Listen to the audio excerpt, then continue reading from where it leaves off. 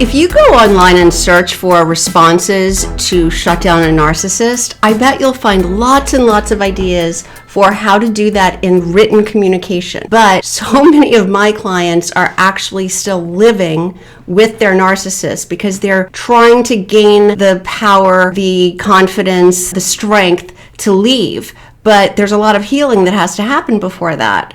So they need some strategies for how to shut down a narcissist while they're still living together, and it's a very different beast. So that's what we're talking about today. But before we get started, will you please subscribe to my channel? That is how these videos are going to reach more people who really need to get this information. I'm Victoria McCooey. I'm a narcissist divorce coach, a motivational speaker, and the creator of the Reclaim Your Power system. I help people every day who are right where you are, stuck in a toxic marriage to a narcissistic spouse or already engaged in a contentious divorce from one. If you're already engaged in a divorce from a narcissist and you have to communicate in writing, it's much different than having a conversation with them face to face. So when you're engaged in that divorce, you're writing emails or messaging on a parenting app, and there are some strategies for how not to engage in the back and forth in the written communication. But what happens if you, like so many of my clients, are stuck living with the narcissist still? You haven't figured out how to leave. Maybe you're not sure if you can leave. Maybe you still think that you're trapped and that there's no way out. Maybe you need to do more healing before you can get the strength and the power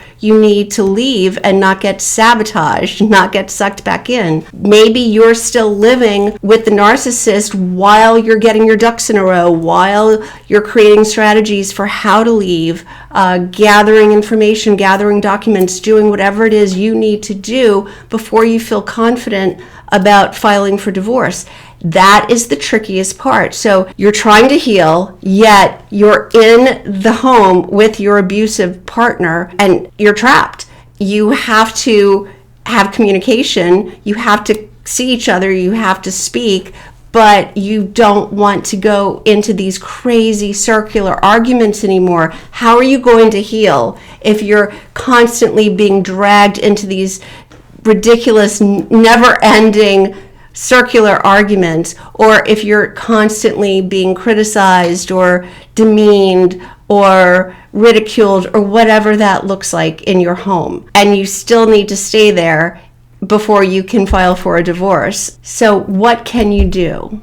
Well, I'm here to help. I've come up with 5 go-to responses that you should have in your back pocket in case there's a need. You have them at the ready so that you don't engage in the arguing or the crazy word salad conversations, and you can just stop it right in its tracks and move on. The first one is, I'm sure you believe that's true. This is the perfect response when you're being gaslighted, when they are trying to tell you that something that is not true is true, or that you're remembering something incorrectly when you know you're not, or when they've rewritten history to serve their own purposes. So instead of getting into one of those pissing wars that I know you know all too well, they're not going to give, nothing you can do or say is going to convince them that you're right and they're wrong.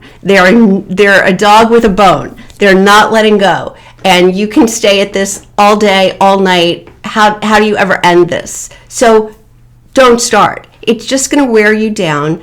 You're not going to be able to heal when you're still engaging in these ridiculous battles. So when they tell you something outrageous that you know didn't happen and they're trying to get you to admit that their version is true, you say, I am sure that that's what you believe. There is no argument. You're admitting that is their truth. That is what they believe to be true.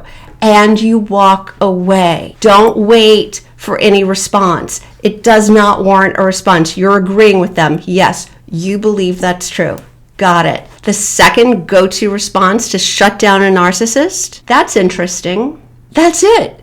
Whatever they're saying, whatever far-fetched thing that they're trying to convince you of, or whatever tangled web of lies they're trying to weave, You say, "That's interesting," with hardly any emotion. Not like you want more, you want to learn more about it, or that you're really interested at all. Just, "That's interesting," and shut it down. The third go-to response to shut down a narcissist: "Noted." All right, yes, this is one that typically we use in written communication, but it works if you're face-to-face too. If they are hammering on about something, "You're stupid, you did something wrong, you never do this, or you always do that," or they're criticizing whatever, you just say, "Noted." You acknowledge what they're saying.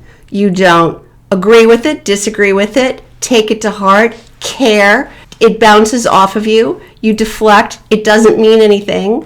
Whatever they're saying to disparage you, you're not going to let it in. You're just going to say, "Noted." The fourth go-to response for shutting down a narcissist: "I'll have to think about that." This is perfect when they are demanding that you do something that you know is not right, or you don't want to do, or is ridiculous or nonsensical, or they're trying to get information from you, they're badgering you about something. You just calmly and with no emotion say, "I'll have to think about that." The end, period. No more. Walk away.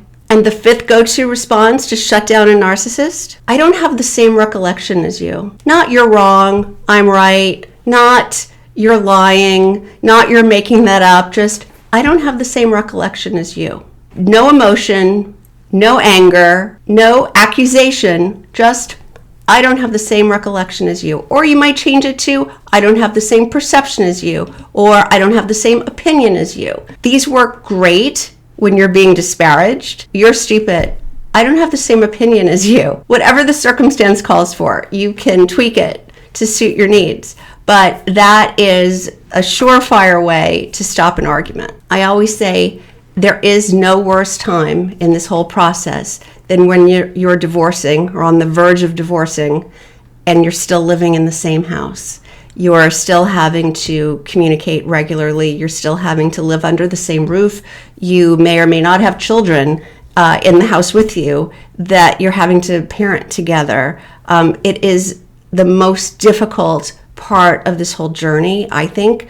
So it's really important to have these go-to phrases in your back pocket. It's hard to think clearly when you're under so much stress and in that really anxious environment. It's like living in a house with carbon monoxide poisoning. I mean, it is just slowly killing you. You've got to get out. But until the time comes when you can leave, you're going to need some resources like this, like these go-to responses that you can practice and be ready to say in the moment and then walk away. If this is you, if you're in this situation right now, maybe you'd like to talk. You can book a strategy session with me. I'll put a link in the description below where you can get right on my calendar. Did you find this information helpful? I hope you did. If you liked this video, will you give it a thumbs up? And don't forget to subscribe. Thanks so much for watching. I've linked a couple of other videos here that I think you might also like, so I hope I see you in the next video.